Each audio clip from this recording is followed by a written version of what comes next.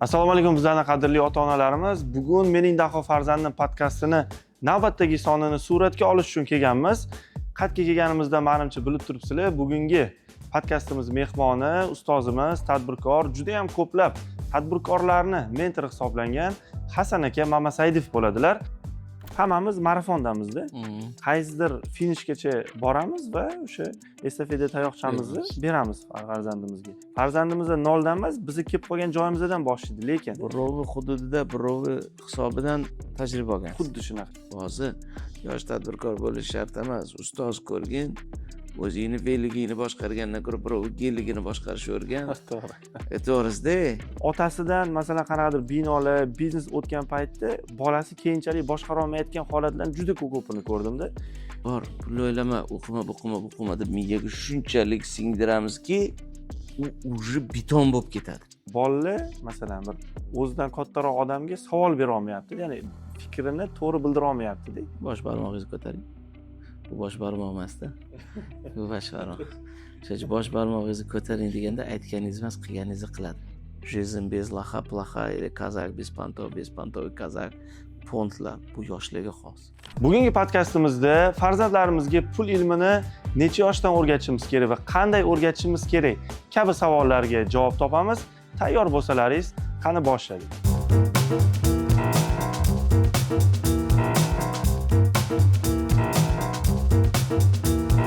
Thomson International School.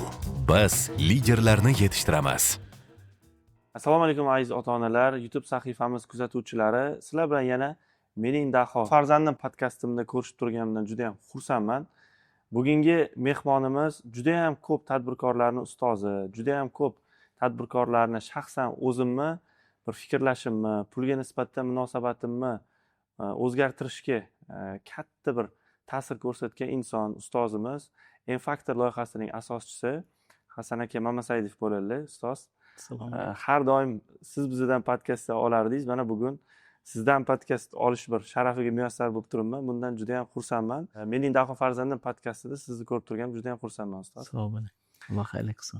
Bugungi podkastimizda o'sha ota-onalarning har bitta ota-ona xohlaydiki, farzandini moliyaviy savodli, bir mustaqil yoki bir moliyaviy erkin bo'lishini xohlaydi-da. Shuning uchun o'qitamiz, shuning uchun farzandlarimizni tarbiyalaymiz. Chunki ota-ona farzandim ertaga qiynalmasin deydi. Yoki mana o'zim ham farzandli bo'lganimdan keyin hali 3-4 yosh bo'lsa ham farzandim hozirdan bir nimalarnidir o'rgatishga harakat qilyapmanki, ertaga hayotda qiynalmasin, o'zini o'rnini topib ketsin degan ma'noda. Shuning uchun ham sizni bir fikrlaringiz, hayotdagi tajribangiz, juda bir ko'p tadbirkorlar bilan ishlagansiz. Shu tajribalaringizdan kelib chiqib bir ota-onalarimizga bir maslahatlaringizni bersangiz, men savollarni tayyorlab kelganman. Ko'p ota-onalar bilan gaplashganman, bolalarning ichida bo'lganligim uchun ularning ichidagi bir og'riqlari, savollari bor. Shu savollarga o'zingizni bir backgroundingizdan kelib chiqib javob bersangiz, men o'ylaymanki, ota-onalarimizga, o'quvchilarimizga juda ham manfaatli bo'lardi. Rahmat Shahzod aka, haqiqatan yaxshi mavzu. Bu har bir ota-ona borki, farzandim yaxshi inson bo'lsin. Yaxshi biza havas qilgan insonlarga o'xshasin. Biz havas qilgan insonlarni ko'rsak, sizga o'xshasin, bolam sizga yo'lini bersin.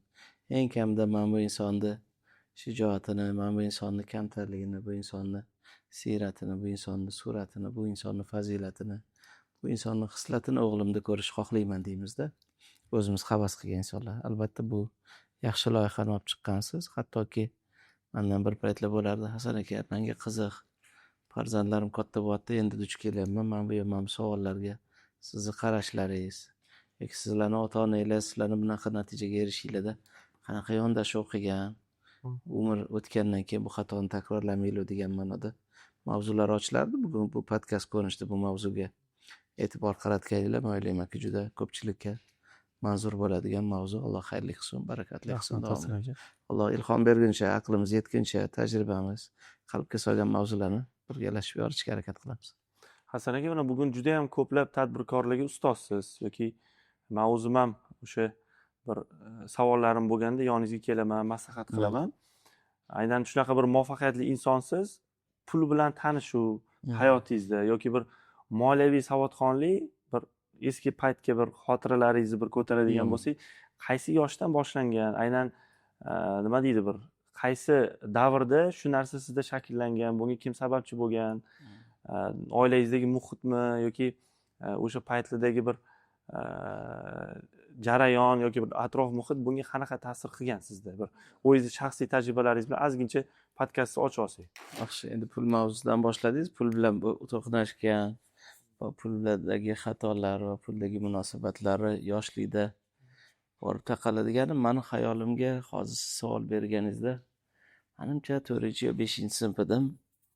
O'sha payt Ikrom akam man Ural olaman dedilar. 81 so'm edi. Eng qimmat belik o'sha edi. Orlenik bo'lardi, Uralets bo'lardi, Kama bo'lardi, Ural bo'lardi. Kama 51 so'm, 50 so'm, anaqa 81 so'm eng qimmat bo'lardi. Dada menga ham olib bering dedim. Hayitdan yiqqan pullarimizni qo'shib yoniga men bilan Ikrom akamga olib berdilar. Nimagadir Husan'da boshqa belik bormi esimda yo'q Husan akada. Keyin bir hafta haydadim, u oyog'i bu yoqdan chiqib tushishiga qiynalaverdi. Keyin Ikrom akam aytdilar, menga yoqmadi. Men sotaman beligimni, Kama olaman dedilar. Endi akaga ergashadigan, men ham sotaman dedim. Ko'chani boshida bittasi mor sotardi. Shuna bordi, ana mor sotadigan bola olmoqchi dedilar. Akam nima qilsalar men ham o'sha qiyin keldim. Men ham sotaman dedim. Ikrom akam borib 81 so'mlik Ural 80 ga beraman desa, yo'q 75 bo'lsa olaman. Bo'pti 75 men sotmayman dedilar. 75 bo'lsa men sotaman dedim. Yana yiqqan pullarni qo'shib bo'lsa ham ortganiga, bo'lsa ham kam olsam bo'ldi desam, buni bola ko'rdi. Kam olmoqchimisan, 50 beraman, hozir bersang dedi. Endi baribir kama kelyapti, qolgan pulni ko'k choy dedim-da. Bo'ldi deb qaytib keldim. 50 so'm pul bilan, mana 50 so'm. Uralni sotdim desamda kuldilar. Hozir bor qulog'ini tegib bir urib mashina olaman, sen yosh bola yana beligini ola olaman. Lekin bolam mana qara keyin 1 so'm uchun ham talashdi-da. Yo'q dedi. Sen hozir beraman desa, xo'p deding. Vaholanki buni yoniga yana ozgina shuncha pul qo'shsa, bitta 31 so'mga Orlenik berardi. Akayni o'sha sen bilan nima norasidagi narxida dedilar. O'shaning uchun bolam qachon pulli oldi berdi bo'lsa, avvalambor pul o'zingniki. Lekin ota-ona bilan maslahat qilsang yaxshi bo'ladi. Hayotda sendan xursandchiligingdan xursand bo'ladigan yagona inson bo'lsa ota-onang bo'ladi. Senga befarq bo'lmagan inson bo'lsa ota-onang bo'ladi. Men aqlim yetmasa, men aqlim yetmagan odamlardan senga so'rab bera olaman bu qarorlaring uchun deganlar. Hali balki 12 yosh edim, balki 10 yoshimdagi puldagi xatoyimda adam bergan maslahatlar. Albatta Uralitso Kamani oldigu, lekin o'sha yerda hozirgi ta'bir bilan aytganda puldagi qarorlardagi xatolar, emotsiyadagi xatolar, inson tabiati har xil. Kimdir pulga puxta bo'ladi, kimdir akuna matata ko'k choy. Haligi Ankumte podkastda so'rashdi, Husan akam bilan intervyu qildim.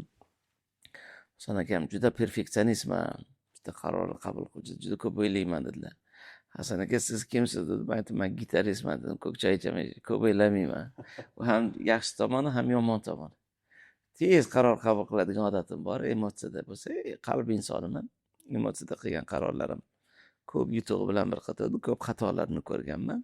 Eng kichkinasi Uralets bo'lsa, eng kattasi $400,000 tushgan xatolarni ham ko'rganmiz. Demak, o'sha pul bobida yaxshi boshqara olmasangiz, yoningizda yo sherigingiz bo'lishi kerak, yo ota-onangiz bo'lishi kerak. Yoki eng zo'r jozibali taklif bo'lsa ham bitta maslahat qilib, bitta uxlab turib qaror qabul qilsangiz, yo yaxshi bo'ladi, yo yaxshilikka bo'ladi, yo xayrlisini beradi degan yechim bo'ladi deb otamiz rahmatli ashula qilib do'stona maslahat berib o'rgatardilar. Shuning uchun kelajakda ham o'zimizni farzandlarga aytamanki, bolam pulli masala bo'lsa men borman. Men bor. Maslahatlashgan. Mana shunaqa qilib nima deysiz desang, xotirjamroq bo'lasan. Ota-ona befarq emas, aqlimiz yetmagan joy biz boshqalardan so'raymiz deymiz. Meni xayolimga pul bilan, pul bobidagi mavzu bilan bor jihatlari bu keldi. Albatta undan oldin, undan keyin hayotimizda juda ko'p pulga oid masalalar bo'lgan, lekin undan keyin adam rahmatli Bodo Sheferov Sabaka po imeni Mani. Mani ismli laqabcha degan audio knigalari, kitoblari, elektron kitoblari, qog'ozli kitoblari bor. Albatta uni o'qiylardilar.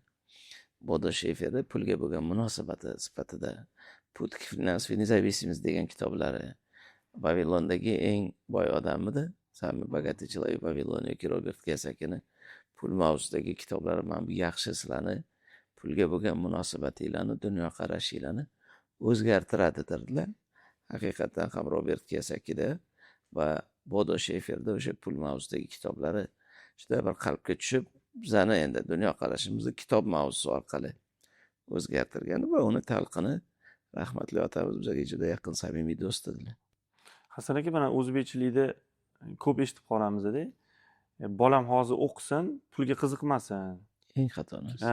Mana shu haqida ham sal ochib bersangiz, chunki mana hozir men sizni yoshligingizdan baribir ko'p eshitganmiz, ko'p suhbat o'sha ilm davralarida ko'p eshitganman. O'sha otangiz ko'p o'sha sizlarga bergan yo'l yo'riqlarni baribir ibrat sifatida aytib bergansizda. Men ko'rgan ko'p ota-onalarda yo'q, bu men xususiy maktabga beryapman, repetitorga beryapman, pulni o'ylama, o'qi deyapti-da. Lekin buni ham o'zining yaxshi va yomon tomonlari bor, lekin aynan moliyaviy savodxonligiga kelganda bola 18-19 yoshgacha pulni o'ylamasdan hali o'qib yurgan bolaga keyin bittada katta hayotga qadam tashlasa baribir ertaga nima deymiz, pulni boshqarishni bilsangiz, odam baribir xotirjam yashaydi, farzandi bo'ladi. Ota-onalarimiz ham butun umrga emas-ku, baribir qaysidir momentda o'zingiz aytganingizdek, estafetani baribir farzandi olishi kerak bo'ladi. Shuning uchun ham aynan shu yoshlarga, masalan, maktab yoshidagi yoki umuman o'zi qaysi yoshdan boshlash kerak va ota-ona bilan bola o'rtasidagi mana bu pulni o'rgatish o'sha bir muhiti qay tarzda bo'lishi kerak? Albatta, holat o'zgarmaydi, munosabat o'zgaradi. Qaysi holatda, qaysi talqinda, qaysi paytda, qaysi niyatda, qaysi maqsadda aytilganiga bog'liq, lekin bolani pulga o'rgatma degan talqin afsuski bizning millatimizga xos. Ko'pchilik shu so'zlar bilan katta bo'lgan. Hatto aka Sharifov filmida ham bolani pulga o'rgatma deydi. Bola borib adasiga yordam beraman desa, hali yo'q pul. Kavlashga keling, sizga o'g'lingiz yordam bersin desa, bolani pulga o'rgatma deydi. U pulga aloqasi yo'q. Otasiga munosabat, lekin pulni o'rgatma degan kulturni kod bor. Bolani assalomga qanday o'rgatish muhim bo'lgandek, bismillohga qanday muhim bo'lgandek, pulga bo'lgan munosabatni yoshlikdan o'rgatishga. Chunki baribir qaytlik beramiz. Baribir she'r yodlab bersa pul beramiz.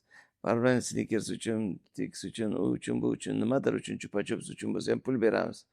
Bolani birinchi shu yoshlikda qachon pul bersangiz, hattoki tug'ilgan bolaga suyunchi beriladi, bu bola hali puldan xabar bo'lmagan paytda. Lekin sinus, kosinusi, tangiz, katangiz qanchalik muhimligini anglashga harakat qilamiz. To uylanmaguncha, to pulga duch kelmaguncha, pul ilmiga yetib bormaguncha, pulni intim mavzuga o'xshab, mavzu tabu, gapirish mumkin emas degan narsa bor. Chunki hayotimiz sinus katangiz bilan bo'lmasa-da, sinus kosinus tangiz katangiz bilan bo'lmasa, hatto o'sha maktabga borayotganda ham o'sha avtobusga, taksiga pul berish kerak. Bola ertalab uyga borib magazindan ikkita buxanka non olib kel desa ham pulni o'rganish kerak. O'sha pul ilmini shu bolangizni qo'liga pul berib magazinga borib nonga chiqartirib yubordingizmi, bu o'nsin bo'ladi. Mamangiz aytsa, mana bunaqa beradi deb o'rgatishadi. O'shaning uchun men o'ylaymanki, pul ilmini o'rgatish kerak. Pulga munosabatni o'rgatish kerak. Pulni boshqaruv ilmini o'rgatish kerak. Chunki bir xillarni pul qo'lni kuydiradi. Qo'lga tushishi bilan ishlatib yorib, keyin ko'yini joyiga tushadi. Oddiy uzoqqa bormaymiz. Birinchi kommentdan boshlaylik. Shu ko'rsatuvni nechta odam ko'rsa, vijdonan o'zingizga ayting, shaxsan o'zingiz seyfingiz bormi, yo'qmi? Bolangizni seyfi bormi, yo'qmi? Zo'r savol. Hech kimni seyfi yo'q. Pul qo'lni kuydiradi. Seyfga qo'ysangiz, o'zingiz ham, ota-onangiz ham, bolangiz ham, bolangizga pul berishdan oldin ishoning, oldingizga kirsangiz, hozir 300 mingga bo'lsa ham, o'zimga kirsangiz 400 mingga bo'lsa ham, 500 mingga bo'lsa ham seyf bor. Bolamizga 10 millionlab ham, 5 millionlab ham pul ishlashini, pul orttirishini xohlaymiz.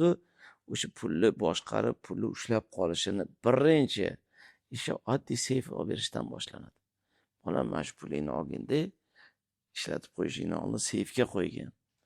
Keyin qaror, hali pul kelmasdan hozir qo'lingizga $1000 tushadi, yana oy desa, uje tushmasdan uje ketdi. iPhone olsammikin, kiyim almashtirsammikin, yo palonchi narsani yopsammikin boshlanadi. Seyfga qo'yib bir kun uxlab turing, sekin boshqacha bo'ladi. O'shaning uchun nima uchun bu gapni gapiraman? Hatto meni o'zim bilmayman, seyfim ham shu oxirgi 10 yil oldin olgan bo'lsam kerak birinchi marta. aka ukamizni mana shu loyihani bilasizlar, O'zbekistondagi eng nufuzli loyihani binosida o'tiribmiz. 200 million dollarlik, 250 million dollarlik ikkita loyihani kompaniyasi bo'lgan Centers Development. O'nlab bizneslar bor. 3 yosh, 4 yosh, 5 yoshida seyfi bo'lardi. Bizga jivachka bersa, masanga nima qoldi? Hasanga derdik. U pulni olardi, seyfga tiqardi. Jivachkani sotardi. Jivachkani it-ketkasini sotardi. Jivachkani chaynashni sotardi. Pulga bo'lgan munosabat endi demoqchimanki, Xudo yo'qdir, shu pulni to'g'ri boshqarardi. Tushunasizmi? Pulni boshqara bilolgan odam o'zingizga foyda ertib bolangiz pulni boshqara olsa. Qariganda maza qilib xotirjam yashashingiz uchun bugun bolangiz ximiyani bilmasin, fizikani bilmasin, algebrani bilmasin, IELTS 7 bo'lmasin. Lekin pul bo'yicha ilmi 7 bo'lganda qaniydi? Pulni boshqarish ilmi. Albatta eng muhim pulni topish, pulni ushlab qolish, uni boshqarib, uni ko'paytirish ilmi eng muhim ilm. Bu eng qimmat resurs. Inson 4 ta resursi bor. Sizni, bizani yo siz bilan biza ko'rgan, kuzatgan odamlar muvaffaqiyatli deganda, biz anglamagan holda mana shu fazilati borlarni muvaffaqiyatli derkanmiz. Energiyangiz profitsitda bo'lsa, vaqtingizni to'g'ri boshqara olsangiz, profitsitda bo'lsa, vaqt hukmi o'zingizda bo'lsa, statusingiz profitsitda bo'lsa, va pulingiz profitsitda bo'lsa. Pul profitsitda, status profitsitda, energiya va vaqtingiz profitsitda degani ovqatga o'xshaydi. Siz bilan biza hozir soat 3 bo'ldi, syomkani boshladik. Siz ham mana obed qilganman, qorin to'q ovqat o'ylamayapmiz. To'g'ri. O'shani o'ylamaydigan darajada bo'lsangiz profitsitda degan. Vaqtni o'ylamayapsiz, kech qolman degan ma'noda. Demak, profitsitda vaqtni to'g'ri boshqara oldingiz. Uni ilmini o'rgandingiz. Energiyangiz chotki. Sport bilan shug'ullanyapsiz, hali yana xalqqa, jamiyatga, o'zingizga, ota-onangizga, millatingizga, yurtingizga, biznesingizga foydangiz kela oladigan eng qimmat resurs energiyangiz. Uni to'g'ri boshqaryapsiz. Sport bilan shug'ullanyapsiz, diyetani qilyapsiz. Uchinchisi status. Mana hozir qilayotgan ishingiz ham xalqqa, jamiyatga, millatga yaxshi bir bilim ulashga sabab qilyapsizki, sizga bo'lgan munosabat profitsitga chiqadi. Albatta pulingiz. Siz bugun hamma ishni yig'ishtirib, nima bo'lsa bo'lar, ertaga bugun shu pulni topmasam bo'lmas deydigan holatdagi odam bo'lsa, unga gap, chiroyli gap yoqmaydi. U bechora xasga bo'lsa ham osiladi. Demak, o'sha pul ilmini ba'zida недооценивать qilamiz yoshlikda, chunki yoshlikda energiya profitsit zavodskoy nastroyka. Vaqt profitsit bo'ladi. Yosh bola biza bola deymiz, u profitsitda bo'ladi. Va bola tug'ilganda sen pul o'ylama, men o'ylayman deb ota-onaga Xudo buni delegirat qilib qo'ygan bo'ladi. Qish g'amini yozda ye degandek, shu yerda buni ilmini o'rganib qolsangiz, endi kamayotgan paytda besim ko'payib ketdi, sal dieta qilay degandek, uni boshqarasiz. Qizil zonaga tushib qolsa, o'sha keyin kalla ishlamaydi. Shuning uchun men o'ylaymanki, pul ilmi juda muhim ilm. Uni o'rgatishimiz kerak. Bunaqa suhbatlar orqali bitta mavzuni 100 ta odamga bersangiz, 100 xil talqinni ochasiz. 100 ta kitob yozgandan muhimroq. Men o'zim kitob masalan yozgan bo'lsam-da, o'zim kitob kamroq o'qishni yaxshi ko'rsam-da, audio kniga orqali o'qiymiz yoki ko'p kitoblarni yozgan odamlarni podkast orqali, audio knigalar orqali eshitamiz. O'shaning uchun bu ko'rsatuvlar uncha-muncha kitobdan kam bo'lmagan jihati yuzlab kitoblarni yig'indisini shu joyda kitobdan-da ko'ra bijimkasini bergani bu juda ahamiyatli. Hozir gapirib berasiz. Men ham o'sha 1-2 sinfimda eslayman, o'sha G'ijduvonda katta bo'lgan bo'lsak, o'sha bobomlarning choyxonalari bo'lardi, o'ta kichkina magazincha bo'lardi, xolam ishlardilar. Keyin yosh bo'lganmiz, qarang, o'shanda baribir shu narsaga bir rag'bat bo'lgan ekanda. Nima qilardik? O'sha choyxonadan baklashkalarni olardim, yig'ardim. O'sha kichkina o'sha velosipedim bo'lardi-da, keyin siz bir yuppi suvga chiqdi. Gazli suvga yuppi qo'shardida, anaqa qilib yopib berardi-da, keyin yuppining brendi. Shunaqa qishloqda o'sha yuppi qilib beradigan joy bo'lardi. Borardim, endi taxminan bir 30 so'mga bitta baklashkasini to'ldirib aniq qilib kelardim, 10-15 ta baklashka. Aralashtirib sotardi. Keyin aralashtirib o'sha kichkina magazinchada maktab yonida bo'lganligi uchun bolalarga sotardi-da. Xuddi shuni pulishardi. Hozirgi bolalar qanaqa PUBG o'ynaydi, o'tda yo masalan yoki bir har xil o'yinlar bor telefonda. U yerda ham baribir ularning ham motivatsiyasi o'sha ochkosi, koini, puli bo'lsa, endi u paytda telefonlar rivojlanmagan bo'lgan, shunaqa qilib o'ynardikda endi. Ya'ni bu to'g'ridan to'g'ri pul topish maqsadida bo'lmagan o'yin. Masalan, o'sha yig'ish, masalan, ko'proq ochko yig'ishga o'xshagan yo bir harakat, mana yosh bola qiziqadi-ku hamma narsaga. Gamifikatsiya. Gamifikatsiya bo'lganda, shuning uchun ham men o'ylaymanki, hozir juda bir to'g'ri fikrlarni aytdingizki, ota-onalarimiz agar bu narsaga pul topish emas, ko'proq gamifikatsiya, masalan, kitob o'qisa pul beraman yoki nimadir qilsa pul beraman. Bu energiya beradi. Bola shunga harakat qilar ekanda baribir. Dopamin chiqadi, endorfin chiqadi, wow deydi. Endi mana bir yana sizni ham fikringiz muhimki, hozir ham aytdim, masalan, ko'pchilik ota-onalarni paytida, mana sizni ham paytingizda, masalan, men yosh bo'lsam, meni ham paytimda texnologiya unaqa rivojlanmagandi-da. Ya'ni hozir biza bolaga pul ilmini, moliyaviy savodxonlikni o'rgatmaydigan bo'lsak, uni qo'liga telefon berib qo'yganmiz-da. U baribir internetda masalan kiryapti, har xil o'ta g'oya bor.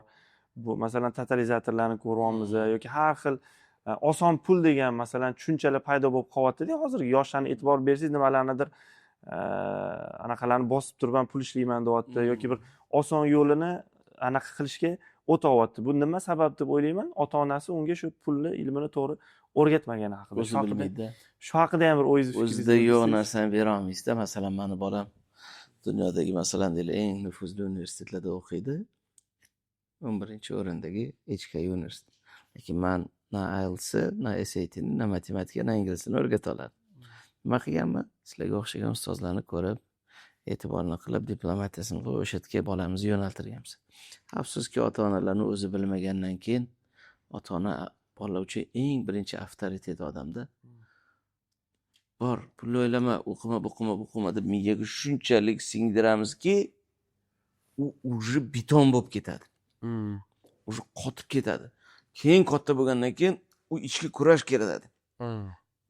Anaqa Vaynamirov deydi. Ota-onam pul o'ylama, pul nima qilma degandan keyin, vdruг katta bo'lgandan keyin u shok bo'ladi. O'shancha afsuski bu yerda gulli ekmadigimi o't o'zi chiqadi. Biz naborot gulli podavlat qilganmiz. Pul ilmi munosabat nuqtai nazar albatta pul topish kerak. Pul muhim narsa. Erta pul gapiradigan ham, gapirtiradigan ham, oilada yuzing yorug' bo'lib, oilani boshqarganingda, ota-onaga xizmat qilganingda, ayolingga yaxshilik qilganingda, farzandingga bir o'qitaman deganingda hammasini hali pulli nimasi ham pul deb Abdullajon aytadi-yu.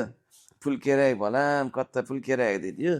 Hammasi o'sha gapirtiradigan yoki nimada ham Mavlono nasida pul gapirtiradigan, pul sayratadigan pul deb nima qilgandik. Oldingi kinolarda haqiqatan afsuski gapirtiradigan ham, tilni sayratadigan ham pul va buni bekitish kerak emas. Bu bor narsa. Undan qochish kerak emas. Afsuski uni bilmaymiz yoki shu to'g'ri bo'lsa kerak degan mafkura. Xalq puli ko'paysa, karlaydi, betga chopar bo'ladi, tili chiqib qoladi, boshqa bo'ladi, tepadan chiqqan mafkura bo'lgan. O'shuning uchun u yoshligimizda ro'za tutsak og'zimizni ochirgandek, yotam xudo yo'q deb bir narsa qilgandek, qanaqa mafkura bilan kurashgandek, pulga o'rgatma degan narsani tepada ideologiya bilan odamlar shunaqa bo'lsa ham, kerak bo'lsa ham yo'q, bu правильно degan narsa. Endi o'shaning uchun bu yo'q, buni o'rgatish kerak. Biz gulli ekmasak, bolaga pul ilmini o'rgatmasak, o'zimiz bilmasak deb bunga o'xshagan ko'rsatuvlarni qo'yib bermasak, ertaga bolalarimiz o'sha gapirtiradigan, o'zi qo'pol qiladigan salohiyati $100,000, $1 million inson bo'lsa ham $100 uchun, $1,000 uchun aytganini qiladigan inson bo'lib qoladi. O'zi o'sha pulni boshqara oladigan, pulga bo'lgan munosabati, birinchi navbatda munosabat. Keyin o'sha yechim.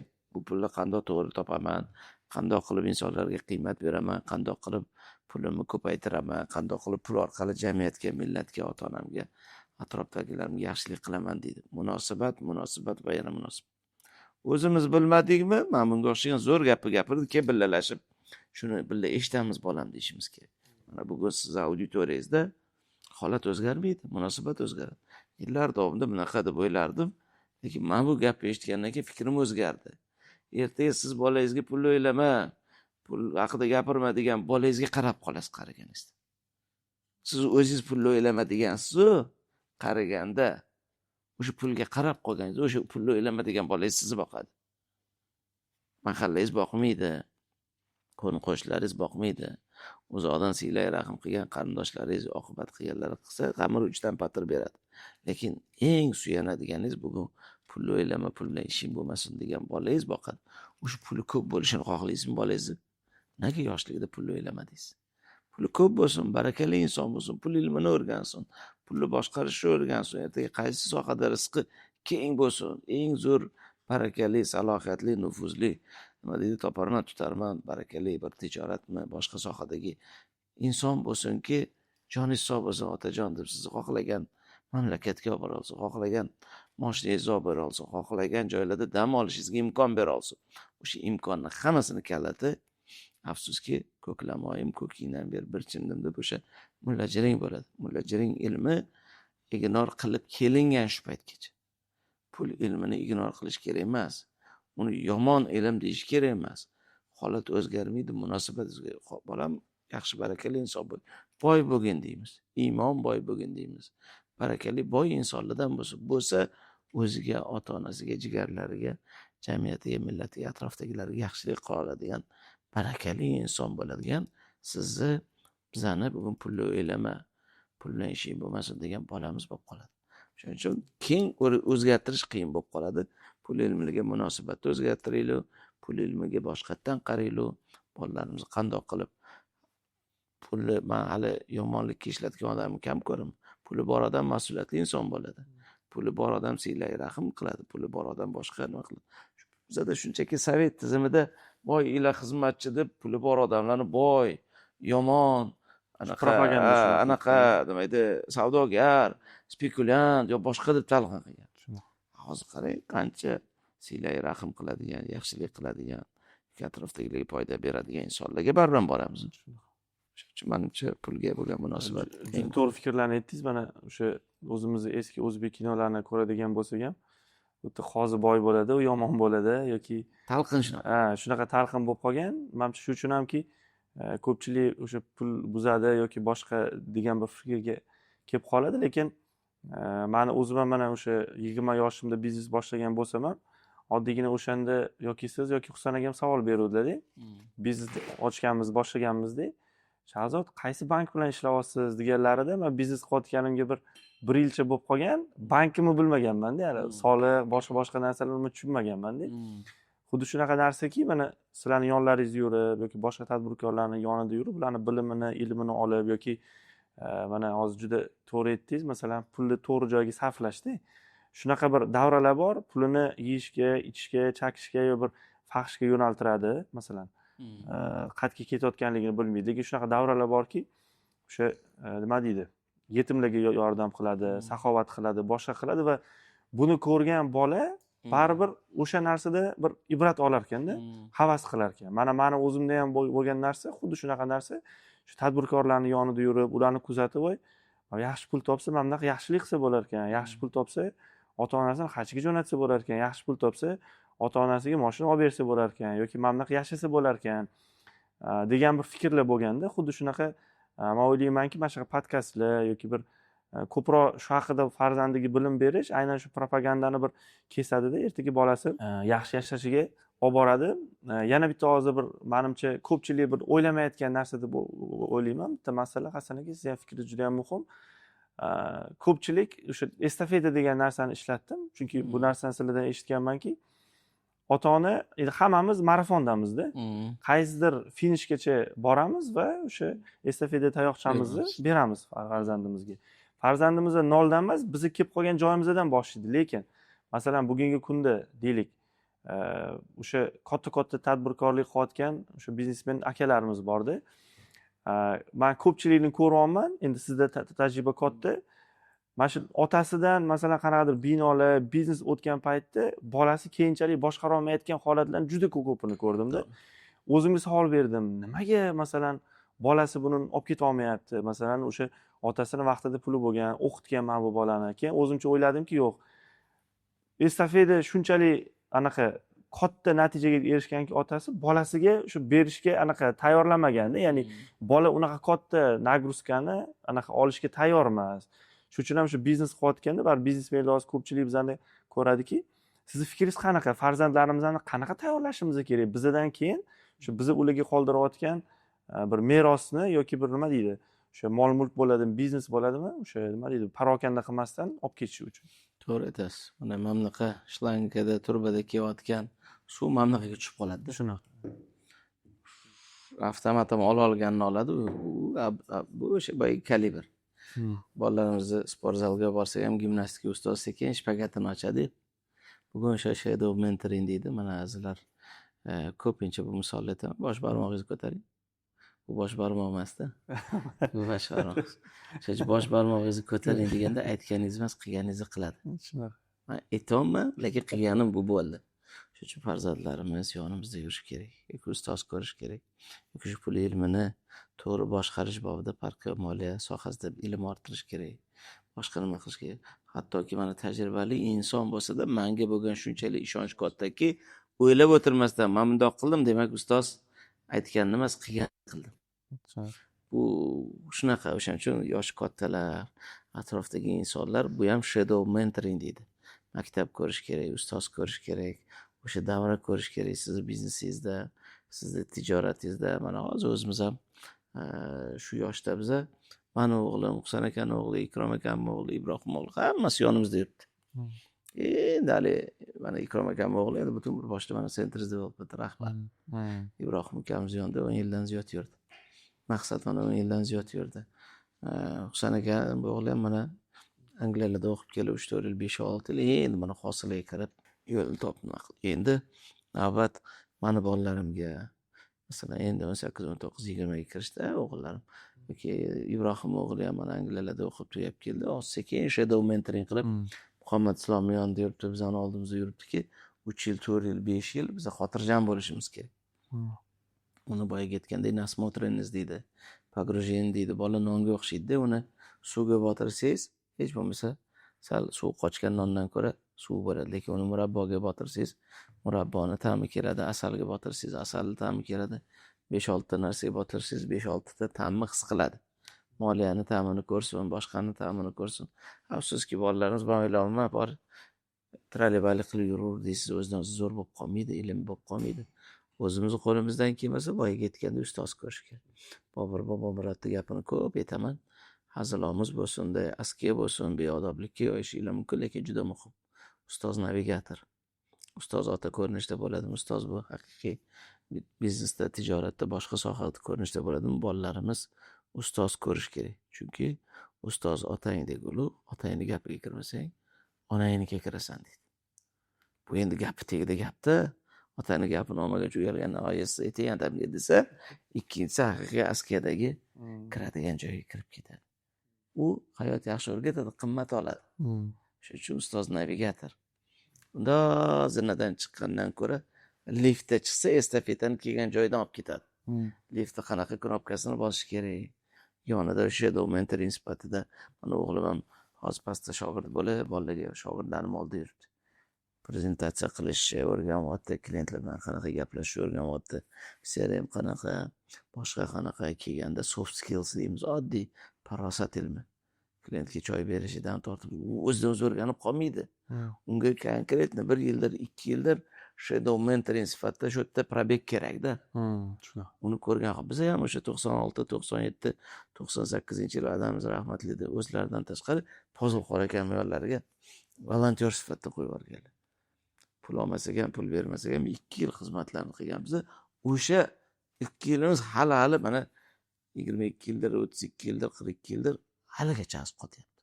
Ustoz ko'rib, ustozlarning oldida yurib, bu farqi pul ilmi bo'lsin, boshqaruv ilmi bo'lsin, boshqa bo'lsin, uni pul bilan topib bo'lmaydigan ilm bor ekanda. O'sha yonida yurib, fazilat. O'sha uchun boylikmaka o'rgatish kerak. Endi o'rgatmagandan keyin u qalbiga solib qolmaydi. Hayot o'rgatadi, qimmat oladi. Biz undan ko'ra ustoz yuboraylik, o'zimiz o'rgataylik, vaqt ajrataylik. Men qo'limdan kelmasa, matematikani o'rgatish, IELTS o'rgatish, pulini to'lasam, mendan ko'ra yaxshiroq o'rgatganlar bor-ku. Men o'zim osh pishira olmasam, osh tegini oldirgandan ko'ra osh markaziga borib, yo bitta oshpazni xizmatidan foydalanishim baribir arzon-ku. Bu xuddi shunaqa. Men qila olmayman, qanday o'rgataman desa, men ham ingliz tilini o'rgata olmayman. Men ham matematikani o'rgata olmayman. Lekin men o'rgatgandan ko'ra arzonroq, sifatliroq, zo'rroq o'rgatgani uchun bugun farzandlarimiz bizdan yetib o'tib ketib dunyodagi eng nufuzli universitetlarda o'qishi formulasi qanaqa ishlasa, hayotga tayyorlash formulasi ham shunaqa ishlaydi. Maktab ko'rish kerak. Ko'pchilik mendan so'raydi, bolalarim yosh tadbirkor degan loyiha u bu deyishadi. Hozir yosh tadbirkor bo'lish shart emas. Ustoz ko'rgin, o'zingni fe'ligingni boshqargandan ko'ra birov geligini boshqarishni o'rgan. To'g'ri.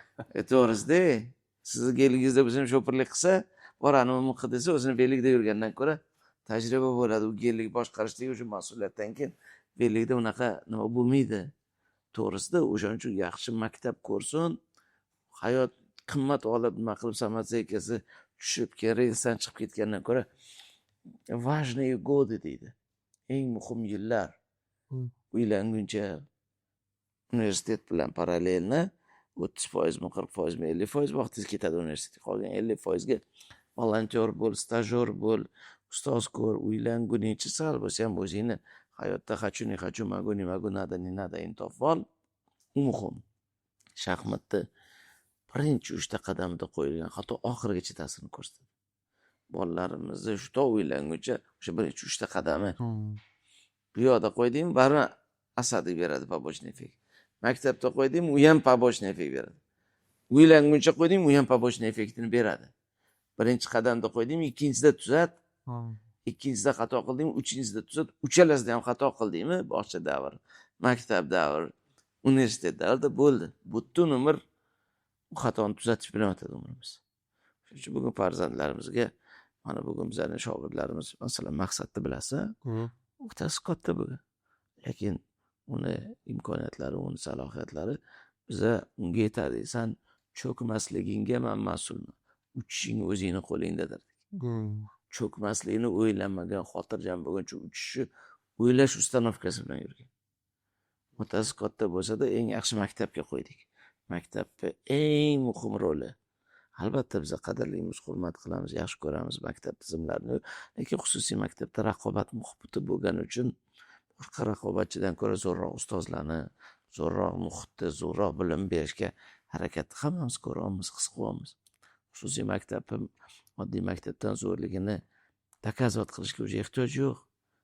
Hattoki mana eng zo'r maktabga bolalarimni qo'yib, yaxshi insonlarni farzandi bilan do'st bo'lsin deymiz. Afsuski bu xususiy maktab ham pulli bo'lgandan keyin o'zi filtr bo'lgan odamlarni farzandi bilan birga katta bo'ladi. Puli bor yomon degandan ko'ra puli yo'qligidan majbur bo'lib o'g'irlik qilib, majbur bo'lib yomon yo'lga kirayotganlarni gapirmaymiz deb asdi. Puli borlardan ko'ra puli yo'qlardan tahdid ko'proq. Ular bu narsaga tayyor bo'ladi. Borib birov so'yib ketsa ham so'yib yuboradi. U nechiva tiradi, puli bor odam o'ylab ishlatadi. To'g'ri, xato qilmagan deydi, bolasiga mas'uliyat o'rgatadi atrofida, hali to'qchilikka sho'xchilik deymiz, lekin to'qchilikni bergan ota-ona bolasini fokusini katta ambitsiyalarga qilganda shu maqsad jiyanimiz ham ambitsiyasi katta odamlarning farzandi bilan katta bo'lganim, to'g'ri maktabga kirganim, mani eng katta hayotimni o'zgarishiga sabab bo'lgan Husan akamga alohida rahmat deyman. Butun umr minnatdorman deb o'zi tan olib aytadi. Chunki o'sha Orom maktab o'sha paytdagi birinchi poli xususiy maktab edi. Bizning davrimizda 2000-yillarning gapi xususiy maktablar bo'lmasdi. GCPga o'xshab davlatning ichidagi yaxshi odamlarning farzandi o'qiydigan hozirgi xususiy maktablarni anaqasi elementi bor maktab o'sha edi. O'sha maktabda zo'r odamlar farzandi bilan o'qigan uchun ularning ambitsiyasi uchish o'ylardi. Pul yo'lada miyada pul degan narsa ustanovka уже ishonib qoladi. Biz boy bo'la olmaymiz, biz ustanovka bo'la olmaymiz, уже заводской настройка. U puli bo'lsa ham yoki shunaqa deydi. O'g'lim mana yaqinda Gonkongdan keldi. Adash qilib pulimiz bormi, yetadimi deb qo'yadi. Nega aytsam, yonida studentlarning ichida yuribman. Yo'q, qism qimmatku cho'chayda puli bor deydi. Lekin hamma yonimdagi talabalar puli yo'q ekan, men ham deydi. Pulni o'ylab ishlatadiganman. Aytib bir tomonlama yaxshi, xursandman dedim. Lekin deydi, men deydi turetskiy restoranga yoki turetskiy kuxnaga bunga boraman desam, Disneylandga boraman, unga boraman, bunga boraman. Voy, bilasan, uncha pul ekan deydi. Qimmatku bu deydi. Chunki o'sha paradigma. O'sha ustanovka bilan katta bo'lganlarda buning iloji yo'q degan narsani bilmagan holda ko'ryapti.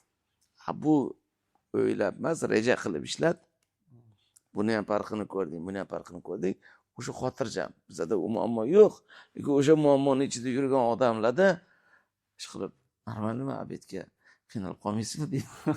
Aytib qiynalsam, sen bilan yaxshi abed qilaylik, yaxshi o'yin qilaylik, talabada. Chunki ular o'ylab ishlatadigan hududda, o'ylab ishlatadigan muhitda, to'g'ri Gonkongda eng zo'r universitetda, lekin o'sha yerda ham haqiqatdan har xil oilalardan kelib chiqqanlar, uni ta'siri bo'lyapti. Endi farq qiling, yaxshi maktabda bolalarning ambitsiyasi bo'ladi. Orzu havasi bo'ladi. Ular cho'kmaslikni o'ylagandan keyin uchishni o'ylaydi. Bolangiz uchishni o'ylaydigan ustanovka bilan katta bo'ladi. Hatto burgutlarning ichida jo'jani qo'ying, burgutlarda go'samatsak ustanovka bilan katta bo'ladi. Mana shu jiyanimiz aytadi, men xuddi o'shanaqa jo'jaga o'xshab otasi bo'lsam-da, sizlarning ichinglarda katta bo'lganman, tog'alarim zo'r. Mana adamning tog'asi edi. Adamdan ko'ra zo'rroq, mana akalarim zo'r degan ma'noda banda vobshe nastroyka bo'lmagan, otasi katta bo'laman. Pullarni o'ylamaganman, ambitsiya bor, boshqa bor. To'g'ri, bizani patolog bu yerda bo'lsa, uni bolalarning patologi ham bunaqa. U uchun skitkada $550,000 biror soy soldim deb duo qiling ustoz deydi. Skitkada. Bentley oldim, duo qiling deb nima qiladi. Nima yo'qda, stiklanni patolog yo'q. U zo'r krukdan olgan uni. Zo'r kruk, zo'r maktab, zo'r nima bolangizni stiklanni patologsiz o'tishi plusi bu. Bir xil odamlar katta yeb, katta ichib o'rgangan. Bola mayniydi. Bolalar hamma joyda zo'r abed qiladi, zo'r hujum qiladi. U kichkina mayli o'sha shpagatini katta qilsin. Hali downshifting strategiyasi bor. Kengayish, rasxodni kamaytiring degan ustanovka bilan katta bo'lgandan ko'ra, dohodni oshirsak-chi degan ustanovka bilan katta bo'ldi. Chunki anularda dohod oshish nimasi bo'lmagan, programmasi bo'lmagan. Zavodskoy nastroykada faqat rasxod kamaytirish nastroykasi bilan katta bo'ldi. Dohodni oshirish bo'lgan yo'l bor-ku. Nimaga men bilimimni oshira olmayman? Nimaga samatsekam oshira olmayman? Nimaga ambitsiyamni oshira olmayman? Nega men katta ishlarni qila olmayman degan nastroyka bilan katta bo'lish faqat va faqat afsuski aytyapman, hozir shansi kattaroq o'sha xususiy maktablarda, yaxshi universitetlarda, yaxshi krukda. O'sha yaxshi maktablar, yaxshi kruklar haqida gaplashganda, u yerda baribir pul filtri bor-da. Men nima? Zo'r bolalarim, zo'r odamlarning farzandi bilan o'qishni xohlayman. Kelajakda zo'r odamlarning nimasini oldida og'ayingiz bilan ketdik toqqa boraylik desangiz ham pul so'raymiz, jo'ra bilan abed qilamiz, men mehmon qilaman deysiz. Ajoyib, u bechora balkim sharoiti yo'qdir. Sizga yakuna matata, yoningizga sherik kerak. O'sha zo'r odamlarni 10 talab, 5 talab, 20 talab mas bo'lganda, puli ko'p bo'lganda, uni prosta yaxshi og'ayinisi bo'lsa bo'ldi. Shu bilan maqsad ham bu, shuncha bizneslarni boshqarayotgan bo'lsa, pul egasi boshqa, yaxshi og'aynisi bor. Shunaqa. Masalan, Ibrohimni bolaviy sharoiti bor, biz boshqarib bersak bo'ldi. Siz bizani masalani hal qilib, biz siz masalangizni hal qilamiz. Sxemasi ishlaydi u yerda. O'sha uchun puli borlarni, sharoiti borlarni atrofida bolalarimiz tarbiyalasa, sen uni masalasini hal qilib bo'ldi. Hozir zo'r shu ta'limga investitsiya degan anaqani zo'r ochib berdingiz-da. Menimcha hozir ko'rayotgan ota-onalar ham kommentariyada fikrlarini bildirishsa, ko'pchilik ota-onalar nimaga farzandimni xalqaro maktabda o'qitishim kerak yoki nimaga men bitta 5 millionlik maktab bor, men bitta davlat maktabi bor, nimaga har oy 5 million to'lashim kerak deb turib ota-onalarimizda noto'g'ri talablar bor ekanda.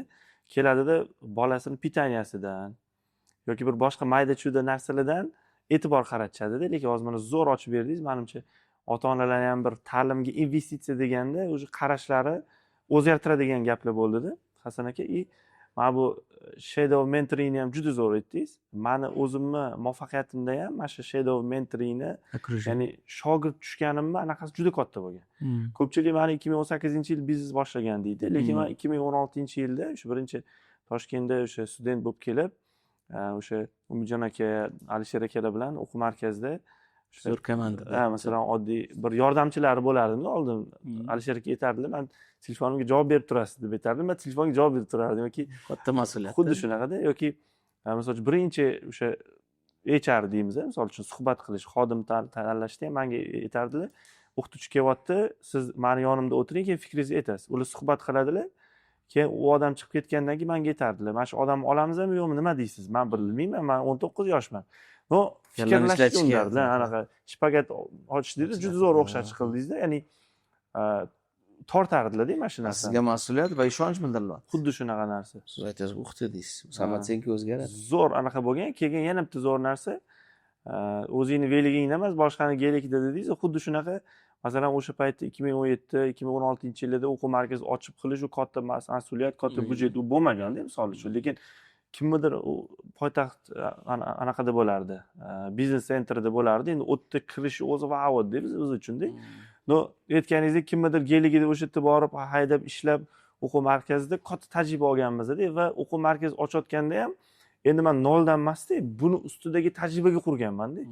Ustozlardan duo olib boshqa qilib, ya'ni bu qaysidir ma'noda Poligon bu. liftda chiqib ketish dedi, tramplin bo'lganda, boshqalar sekin tirmashib chiqsa, siz уже sakrab chiqib ketib qolgansizda. Birovi hududida, birovi hisobidan tajriba olgansiz. Xuddi shunaqa. Ya'ni siz xato, men endi hozir mana o'zim biznes qilgandan keyin tushundim bu narsani. Shogirdlar kelyapti, yoshlar xato qilyapti-da. Ular xato Sizni hisobingizdan xato qildi. bizani hisobdan xato qilyapti, lekin oyligini vaqtida olyapti. Men o'zimga aytdimki, vaqtida mana shunaqa bo'lgan ekanman. Mana anaqa juda katta zararlar qilganman, lekin oyligimni o'g'irganman, lekin tajriba olganman shuni orqasidan.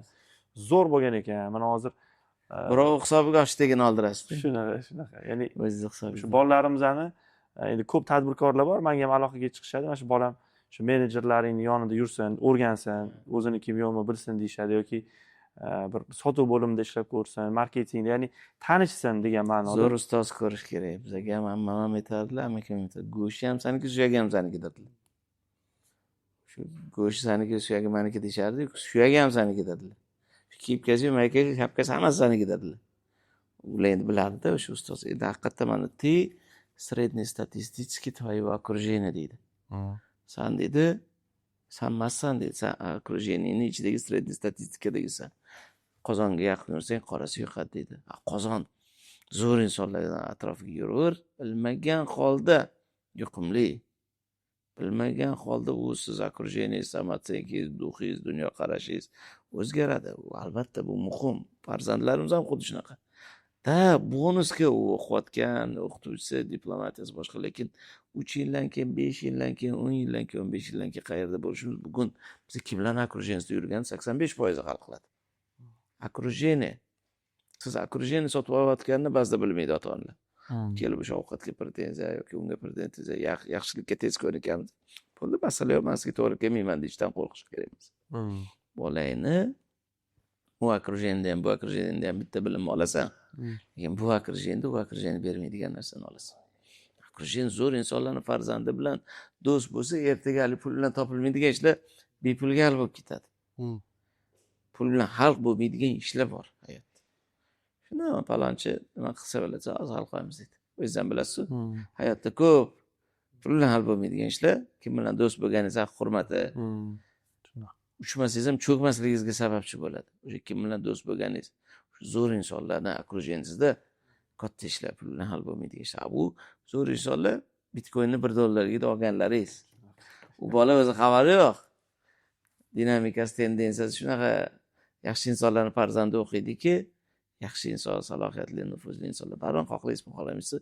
O'sha pul filtri. Nima o'ylaysizki, TS $25,000 maktab bilan $3,000 maktabda boshqa bilim o'rgatadi? Yo'q. Faqat окружение uchun dablashasiz. U yerda bilasizmi?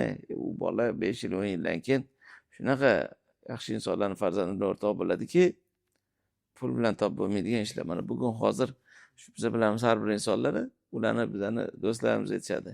U maktabda zo'r o'qigan, institutda zo'r o'qigan. Mana bunaqangiz bo'lgani uchun davlatni, mamlakat taqdirini hal qilib yurishibdi o'sha insonlar.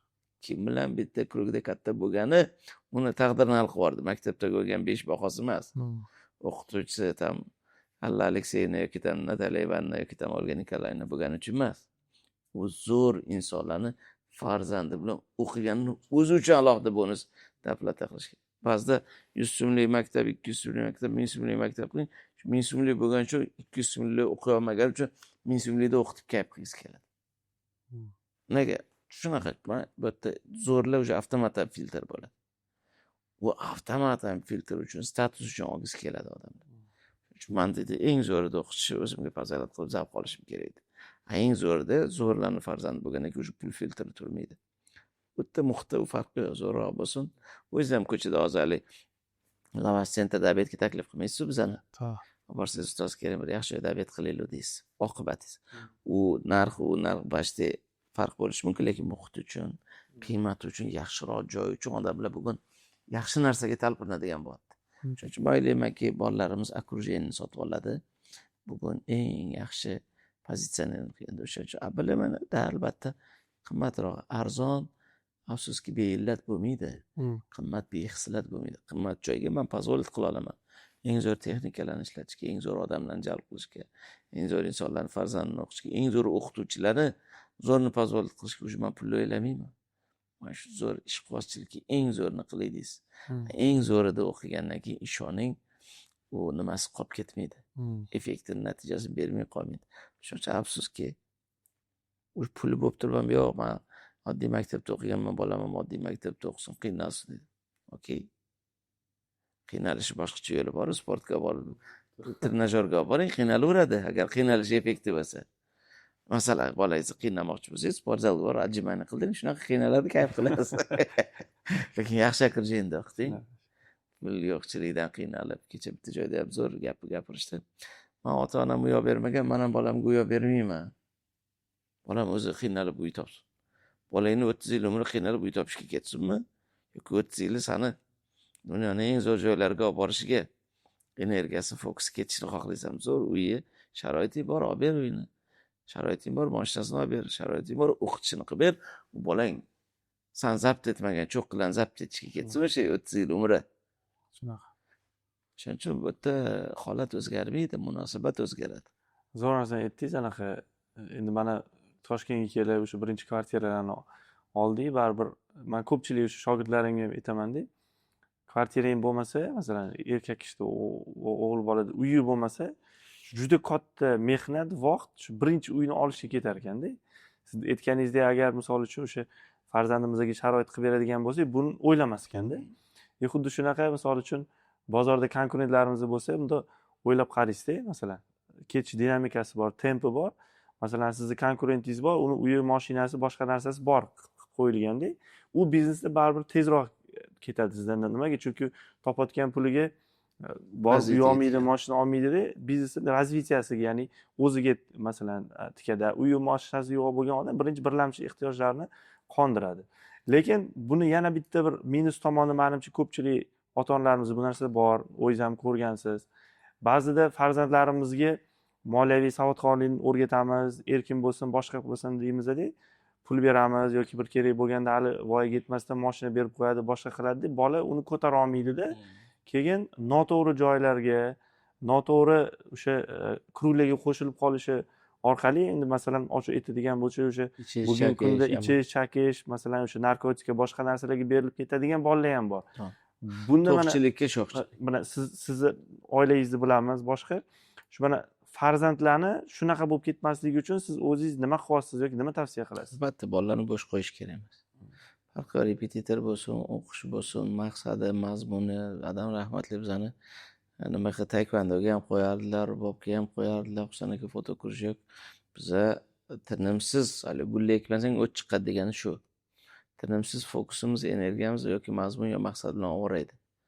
Endi afsuski hozirgi kunda o'sha janozamiz ham aytadi. Shunchalik biza otoyo'l bilan oddiy avtobusni farqini proyezdnoyga avtobusga proyezdnoy oddiy avtobusga o'tardi. Otoyo'l pulligida biz otoyo'lga ham chiqishga pozolit qila olmaganmiz deydi. Hozir bolalarimiz oddiy taksi chaqirsa diskomfort bo'laman, premyer chaqiray deb qo'yadi deydi.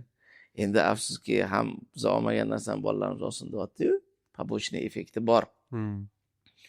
O'zimiz davrimizda ham puli ko'p bo'lib, ko'zimiz oldida men lично tanigan odam haqida gaplashaman. Nimani xor qilgan bo'lsa, o'shanga zor bo'lib yurgan odamlar hozirgacha bilaman. Undagi bor pul bir kun ichida bitta mashina pulini sarflardi, biza tengi bolaydi. Yaxshi odam farzand edi. Haqiqatdan ham da hayron qolardik.